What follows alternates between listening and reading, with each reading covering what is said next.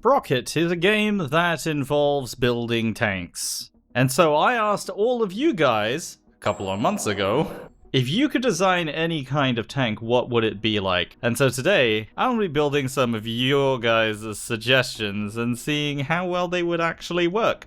And of course, if you want to see more videos like these, don't forget to drop a like and subscribe, and also comment down below what you'd like to see me make next. We're going to start with something a little bit simple.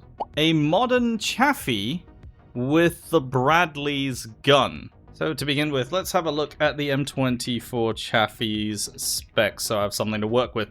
So according to this, it's 18 tons with a length of 5.56 meters. Now that's including the gun. So without including the gun, it's a maximum of 5 meters. So let's bring that length down. And a width of 3 meters. Kind of a wide boy, actually. Although I don't think the actual front of the hull is that wide, so I think if we reduce that down, it still looks weirdly big. That's what she said! But I guess it'll look more normal once we put a turret on it. So let's put that turret on. Alright, slight issue. The tank hull isn't 3 meters wide, but the entire tank is 3 meters wide, so it's supposed to include the tracks as well. I think that's right. That actually looks a lot more correct now.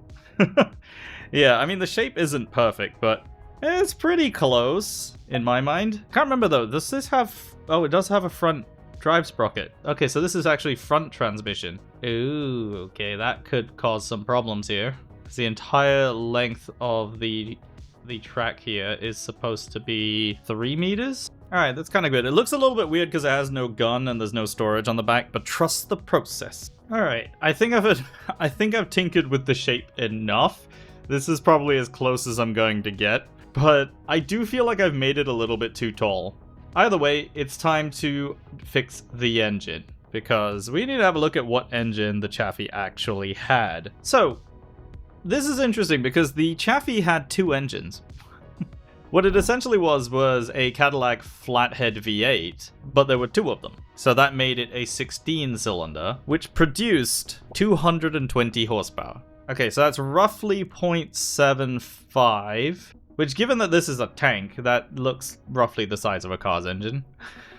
Or at least it's just its engine block anyway. Now, there were 2 of them, and I don't know, I don't think I can duplicate this engine. But interestingly enough, this is producing 440 newton meters. So I think what I'm going to have to do is I'm going to increase this to a V16. It's not technically correct because it's supposed to be 2 V8s, but this is 16 cylinders, so it's about as close as we're going to get. That's a tiny engine. I see why you'd want 2 of these. And I can tuck it all the way back here, and we've got loads of space for activities. I can give it 8 forward and 4 reverse gears. You go on in.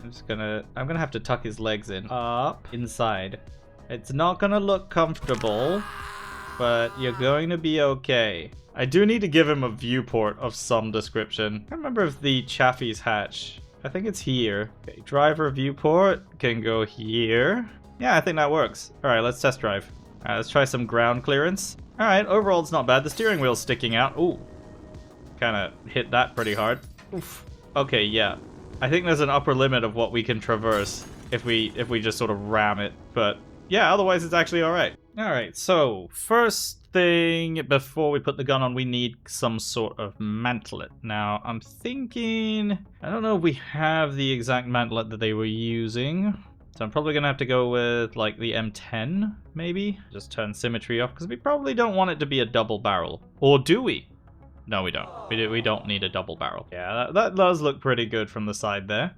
Like, again, the turret is not the perfect shape, but that does look quite good already. However, this is where we get the Bradley side of things in. So the M2 or M3 Bradley, doesn't really matter which one, because the gun on that is the Bushmaster. I think we're going to go with the 25 for this. So M242 25mm. So that has a barrel length of 85 inches. That's quite long. But that's the overall barrel length. That's not how much sticks out, because some of it's actually inside the gun or inside the turret. So if I like move that back in here, you can kind of see that happening already. Well, the more we move it in, the more movement the gun has. You can see the actual cones there, by the way. So that shows you how much elevation depression you actually have. So the more I move back, you can actually see the more space it has to move up and down. So the caliber of this is going to be 25 millimeters there. So I really don't know how strong this is going to be, because obviously modern propellant compared to even like late war World War II propellant is definitely going to be very, very different. But I mean, overall, that is a very, very small gun. I can put a muzzle brake on it. Not that it'll need it, but I think it probably could use something like that. Yeah. The hole in the mantlet is a little bit odd, though. Like, the hole in the mantlet is just, like, weirdly big. I mean, I could fill it up, like, just make it really, really thick. So, like, starting thickness is just, like that. Actually, that doesn't look too bad. Yeah, I could go with that. Okay, so it looks like turret armor. Let's go with turret armor first. So I guess this entire section here would be 25 millimeters thick. We've also got our mantlet. I don't think we can change the mantlet armor. We can definitely change the part underneath it, though.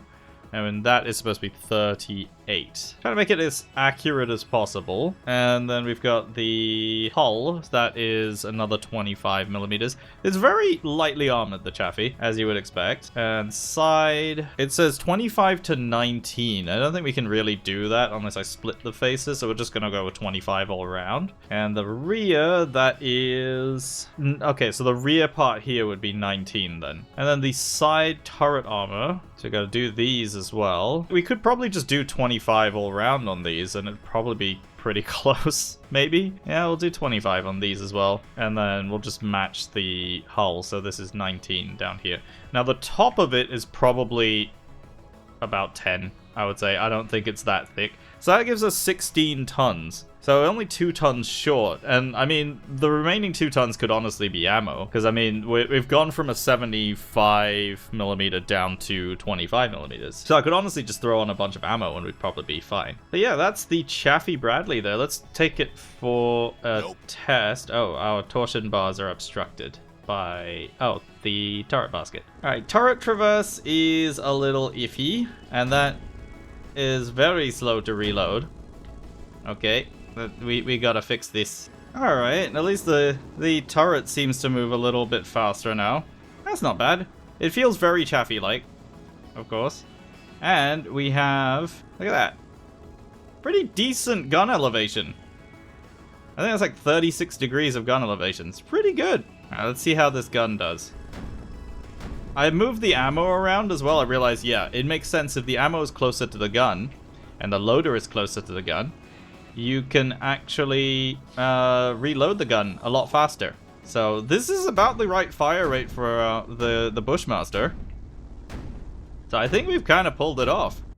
Alright, so that is the Chaffee Bradley. So let's see what it can do. So here I have a platoon of our Chaffee Bradleys, 4 of them. And we're going to go up against a platoon plus of M24 Helliots. Now, these kind of look like maybe Chaffee lookalikes. I don't know if there's a few here. We could even go with something a little bit more modern, maybe. But we're going to go with this. And we'll see how that turns out. Oh, we're being engaged already. Enemy shooting from a long way away. Alright, let's peek. Up over the dunes. Fire.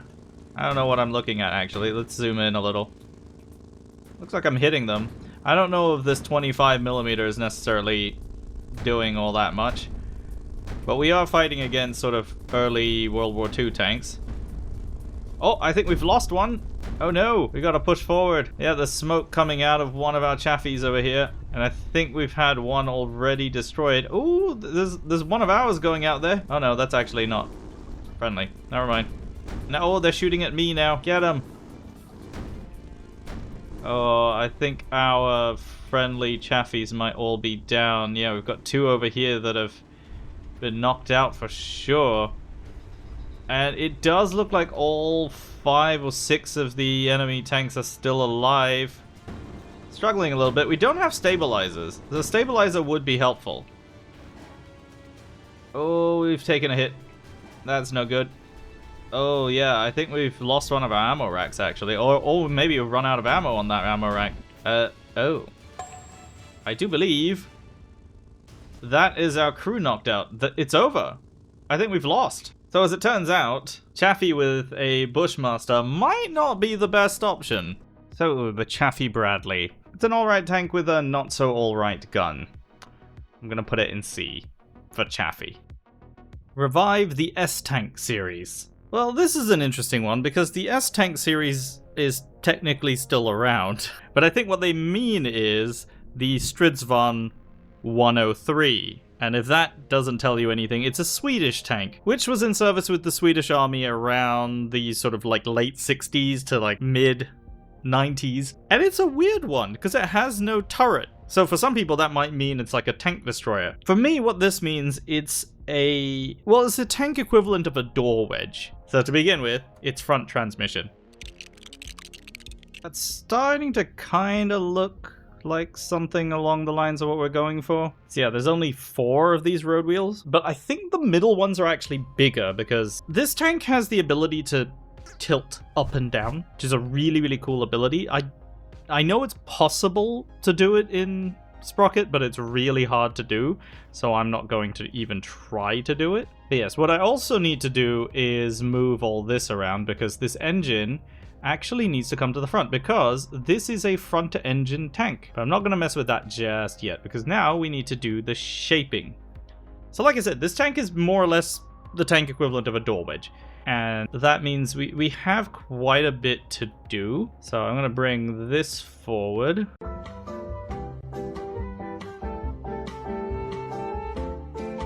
Alright, I think I like the shape that we've got going on here. Kind of looks like a more futuristic S103. Just kind of what we're going for, because it didn't say recreate the S-Tank, they said revive the S-Tank series, and this is kind of looking like that. Just moving the transmission. I mean, I could also just put the engine all the way at the back. That gives us a lot more space. But actually, it's the engine I want to talk about because the S103 has 2 engines. A lot of people don't know this because it doesn't get mentioned a lot. But essentially, it has a turbine and a diesel engine. So turbine just like the Abrams does, and diesel just like the Leopard does at the same time. And we have the issue where we can't have 2 engines, so I gotta pick one, and we can't go with the turbine. So let's just have a look at what diesel engine this has, and hopefully that'll work. Alright, so it's got a Detroit diesel 2-stroke diesel engine. It's a 6-cylinder. Which is kind of interesting. So actually this V6 engine that's in here is pretty close to what it already is. So it's got a displacement of 0.9 liters per cylinder. That's a very, very small engine. So if I was to put this all the way at the front, it actually would not matter. Alright, so that's where the engine's gonna live. Just gonna make sure that it's not sticking through the body. There's not a lot of power that we're getting out of it though. 126 horsepower. I can see why we use that turbine. You know, this for like slow speed moving around and then the turbine for fast. So given that this is also supposed to be turbocharged, I'm thinking we can kind of guess a little bit. It's just I don't know how much boost the turbocharger is actually providing for it, but it does say power rated up to 350 horsepower, so this is roughly double that. So if we say that it's getting enough boost to effectively double the displacement, then maybe we can. Okay, so that's effectively double the displacement there, and we can hit the power numbers that we're looking for, but it does mean I have to move the engine back a little bit, but that's fine. At least we have the option of doing that. Although that being said, we have significantly less room to work with now. I think that's just inside now. Yeah, that works right there. And then of course we've got to think about armor facing as well. We'll go with 60 millimeters, so it's slightly thicker, because that piece over the track there is going to be really big. It does take away from our interior space a little bit, but we've got quite a lot of room there to work with. And then we'll just do the same for the rest of it. So the top roof armor is just going to be like 25 millimeters. And then side armor and rear is just going to be 30. Like, the composition's not correct, but that thickness will have to do. I think this lower plate could probably do with being significantly thicker. Alright, now we get to the fun part. Where the heck does the gun go? Because inside here we have the engine and the fuel tanks on that side, I thought it would be best to kind of keep them to one side. But there should be enough room in the middle there for the gun. So I think we definitely want something that's kind of narrow, or in general just quite small. So I'm thinking something like this. Yeah, I think this could work. Or I could just add this and then attach the gun to it. I mean, that works as well. That does look pretty good. I mean, on the real thing, the gun is pretty much in the middle. And then what I do is I select the breech and move the breech inwards. And that should give us plenty of elevation and depression room, especially if I reduce the size of this fuel tank as well. I could make this fuel tank kind of long. Yeah, that works. So for something like this, you want to make sure that it does have good elevation. So you can do that until it sort of hits the ground there. And then depression, yeah, 3.4 degrees down is not great. It really isn't. And that's about as good as it's going to be without having the gun point all the way out of the bottom of the tank. So that's not going to really change all that much. All right, caliber-wise, I mean, this had a 120mm gun, I think, or a 105. I think, it originally had a 105. So if we want to do a modern one, I guess a 120. That is going to affect our elevation somewhat as well. I mean, that's the basic tank pretty much done. We just need to add crew and stuff, and then we're pretty much ready to go. But I want to take this for a test drive. Well, it drives. It actually doesn't drive too badly.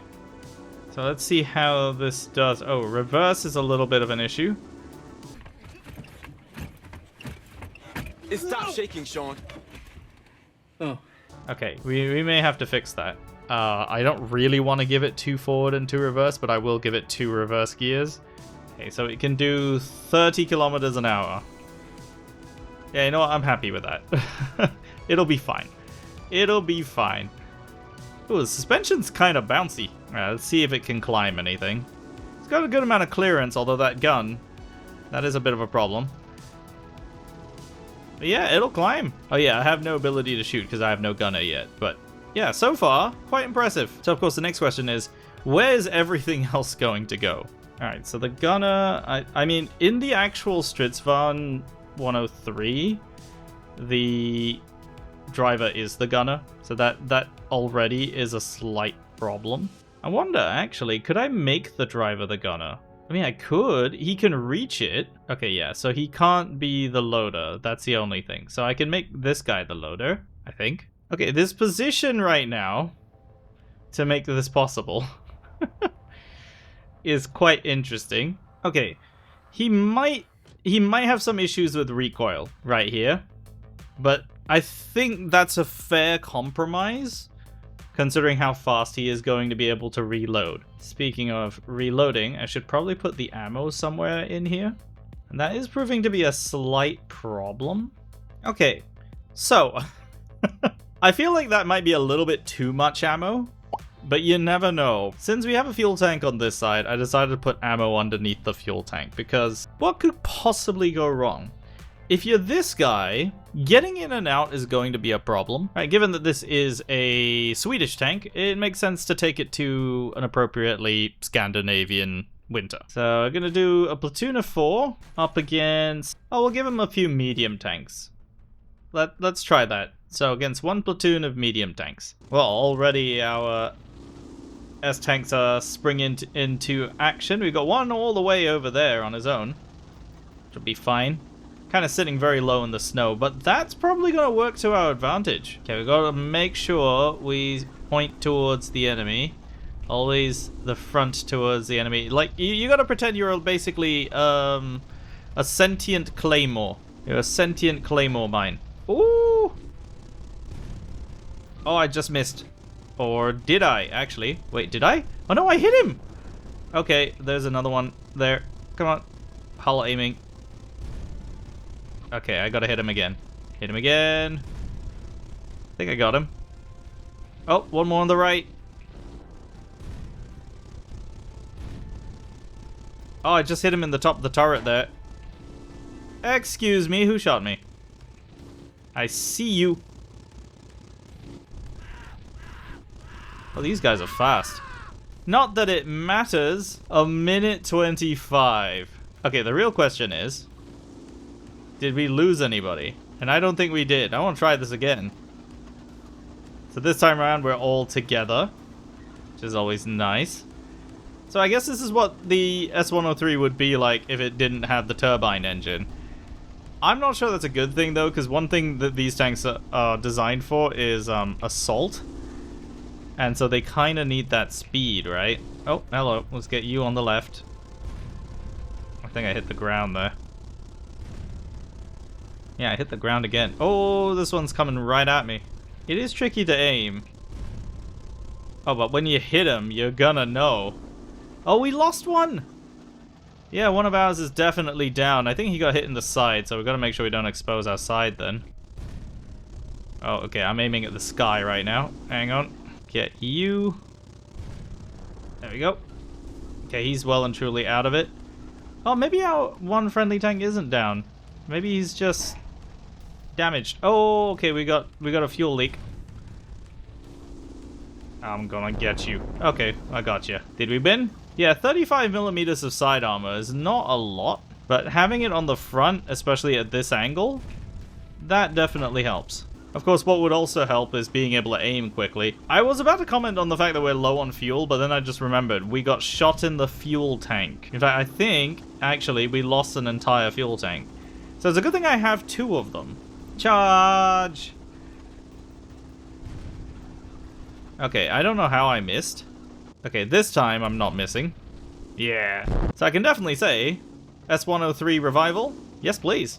Well, the S-Tank was definitely a surprise. I wasn't expecting it to work that well. I was expecting it to kind of work, just not really that well. So I was gonna put it in A, but I think it should go in S for S-Tank. An SPAAG variant of the Abrams with 35mm gun on it and a Stinger launcher probably. So this is an interesting one because the Abrams, as we know, is a main battle tank, and a lot of the tanks, or at least their chassis, were converted into anti-aircraft guns. And really interesting that they mentioned the 35mm because, at least as far as Western anti-aircraft guns go, the Oerlikon 35mm is like the iconic anti-aircraft gun, and it's used on so many things. So you can see it everywhere, like on this, on this, on this, and on this. It's everywhere. So you can imagine that, yes, the Americans probably would want to have their own equivalent of that, because why not? So, I don't know, it's very interesting that it was actually mentioned, because they tried to make this in real life. When I say tried, it was prototyped, and I don't think anything ever came of it, but the design was there. So obviously to do this, we are going to have to make an Abrams. Okay, I think that's the basic hull done. I mean, it's as accurate as I can get it. I know, it doesn't look the best. But also, I wouldn't be surprised, you know, if you're gonna make any kind of anti-aircraft Abrams, that you probably would modify the hull a little bit just to accommodate more things, so it's fine if it doesn't look exactly like it. Now, of course, we do want to do something about the tracks. So the Abrams, of course, is rear drive, so that is correct. In fact, actually, the track positioning is pretty good already, and we go 1, 2, 3, 4, 5, 6. So we need an extra road wheel. Alright, that looks about right. Maybe a little bit small. Alright, so now the tracks and the chassis are done. The next thing, of course, is power. So we got to worry about where this engine is going to end up. And in fact, I'm actually going to move the transmission back quite a bit. I'm going to have to do something about this engine, because we need a lot of power. And unfortunately, we don't have turbines. So we're going to have to figure something out. And we do have a little bit of a space limitation here. So let's just see. The engine's already sticking up through the engine deck. So actually isn't that much space. I'm thinking we go... I mean, we can just do what a lot of the other MBTs are powered with, which is a turbo diesel. So we can do like a 12-cylinder diesel, and then we just make it very big. And that's already producing 669. It's actually not a lot because we don't have turbos. I think I'm going to have to move just the whole front forward some more. Okay, well that's hidden it quite nicely. Has that given us more room? Oh, it has. Yeah, it's given us a little bit more space, so I can move the engine down some. And now it's not sticking up through the engine deck anymore. Actually, can I rotate the engine? Oh, I can! Wait, can I just put it on its side? Does this work? No, it doesn't. Okay, it doesn't like that. There we go. Yeah. That's a totally normal looking drive shaft, by the way, those two joints, like that, two 90-degree joints, that's totally normal. Alright, we're gonna go with, I think the Abrams has, what, 7 or 8 gears, something like that? I don't know, it's only got 4 forward gears. 4 forward and 2 reverse gears. Oh, that's very interesting. That's going to cause some problems, I think. I think we need a little bit more acceleration at the lower gears. And I don't know, I think we're gonna cheat a little bit, and I'm gonna give it a 5th gear. Because, yeah, otherwise it's gonna be so slow. Actually, we can also change the limit. So where's its max power at? We go up to like 3200 RPM. Let it upshift at 3200? Yeah, that could work. Alright, quick test drive. We no move. I might have forgotten to set this guy as the driver. It is quite big, but then, you know, MBTs tend to be very, very large. Now, the problem is, we are maxing out our RPM, and it's doing 15. This is very slow. Just adjusting the gearing a little bit. Okay, that's better. You can get it up to 34. Suspension's doing fine. Oh, hello, we're doing like 40 then. I mean, it's still nowhere near how fast the Abrams actually would be. Oh, we're out of fuel. Alright, so now that's settled. Time to start thinking about turrets. Now, the Abrams turret is interesting. Alright, so this is what I got in mind. This is sort of if the front of the Abrams kind of got cut out. That's sort of what I was thinking. Now, obviously, we can't really do the whole missile launcher thing because we don't have that. So we are going to have to find another way. By which I mean we're not doing missiles, but we can make up for it with guns. And since they wanted a 35mm, I was thinking we can actually do something along those lines.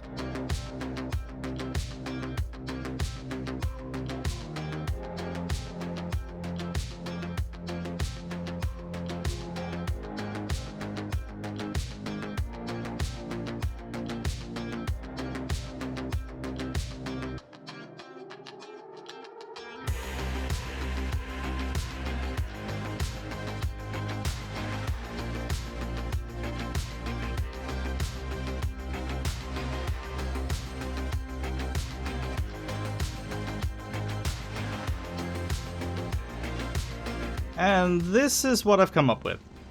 I do realize that it's not the best looking thing. In fact, this looks kind of like an American ZSU. Or Shilka. It also doesn't fire particularly fast. Or have particularly good gun depression.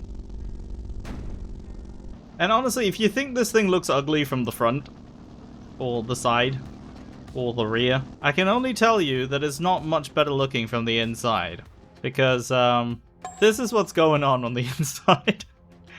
This was the only way I could get the crew close enough to load all 4 guns and control all 4 of them. Because one person doing it was getting kind of overwhelmed. And I think this is the only way to do it. I might even be able to fit a second person back here. But I get a crew of 3 to load the guns because it is very slow firing.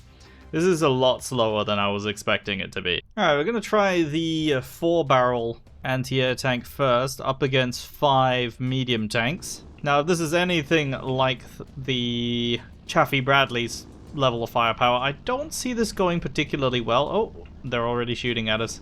Where's our friendlies? Oh, there they are. Alright, let's get into position here. There they are. Alright, let's go fire. I landed a little bit short. That one's way over. Ah, the guns are frozen while they're reloading. That is a bit of a downside. Because, of course, the 35mm Oerlikon gun is... Ah, we run out of fuel, because I forgot to put a fuel tank in this one. Whoopsie. Alright, let's see if I can actually hit something. Because we can still fight even if we can't move. Oh, I think we hit him. Not sure it did any damage, though. I'll wait for him to come up just a little bit more. Oh, there's one. That actually went through. Now, this is actually a very well-protected tank, because this is based on the Abrams, after all. So, I had to kind of guess with the armor thickness, but it's fairly thick at the front. So, I don't foresee them being able to do all that much to us until they get past us, where the armor is a little bit thinner. Okay, let me see if I can get this guy. Oh, I've got no gun depression. Oh, I forgot about that. I have no gun depression on this side. Yeah, that is a problem. Oh, and now we've taken damage. Oh, the ammo exploded. Right, that is, yeah. I think they're experiencing similar problems. But then that's to be expected with an anti-air vehicle. They're not meant to be in direct combat. Alright, what about the double barrel, though? So we got less in terms of firepower. In fact, half the firepower. But we can at least move. So we have 750 liters of fuel, which is, yeah, more than the quad barrel did. Alright, let me see if I can get a shot on you. There. Oh, that was a hit. I don't have to wait too long before the turret's back in action. Of course, I can fix that by having a dedicated gunner and loader separated, which I tried to do, but it doesn't really work when you have multiple guns. You kind of need a crew for each gun, as I've realized. It kind of doesn't work that way if you don't have that. Oh, okay. I don't know what just happened there, but they shot right through us. Alright, we've got another one still up, so let's get over there and do something with it. We can get at least one kill. This would be more successful than Chaffee Bradley. Come on. Yeah, that didn't do anything. And I'm worried that there may actually be a gap in the armor, which is kind of a problem. When you do these sorts of, Alright, we're gonna go around him. Go around. Go, go, go, go, go. When you do these sorts of, like, free-form designs, it's very easy to have a gap, like, end up forming in the armor. Yeah. Ooh, that went through the turret. Yeah. I think that went through the turret cheek. That's not good. This one, yep. You've got no crew. Yep. Yeah. I'd say this is a fail. And generally speaking, yes, making an anti-air version of an MBT. In real life, it sort of works. But there's a reason why it's not really done as much anymore. The Abrams AGTS, or AGDS, or however you say it. Honestly, no. And I completely understand why they did not put this into production. As much as they had plans to make this sort of anti-air system, the fact remains, by the time the Abrams came out, it would have been useless. And it doesn't really work very well as a tank. So this, I would say it was survivable if it actually survived. So it's gonna go in F. And so these are some of your suggestions that I've turned into actual tanks in Sprocket, just to see how well they would actually work. And if you have a suggestion for me to make in the next video, let me know down in the comments. And of course, if you enjoyed the video, don't forget to leave a like and subscribe if you're brand new to the channel. My name is Panzer, thank you very much for watching, and I will see you next time.